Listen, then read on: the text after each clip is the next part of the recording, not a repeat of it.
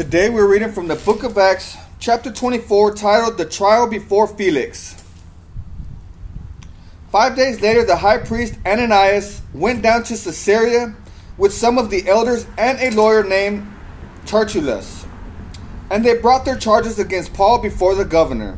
When Paul was called in, Tertullus presented his case before Felix. "We have enjoyed a long period of peace under you, and your foresight has brought about reforms in this nation. Everywhere and in every way, most excellent Felix, we acknowledge this with profound gratitude. But in order not to weary you further, I would request that you be kind enough to hear us briefly. We have found this man to be a troublemaker, stirring up riots among the Jews all over the world.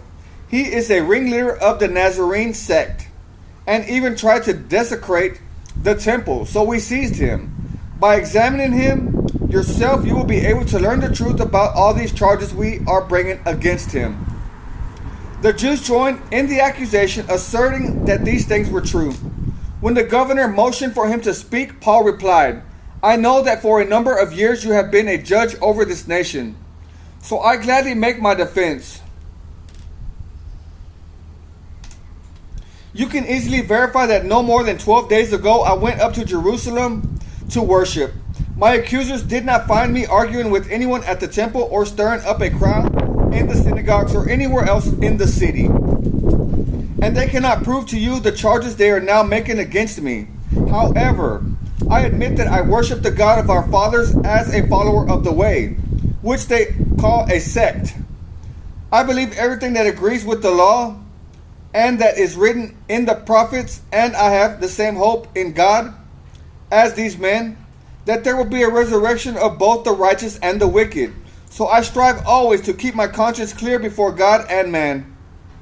After an absence of several years, I came to Jerusalem to bring my people gifts for the poor and to present offerings. I was ceremonially clean when they found me in the temple courts doing this.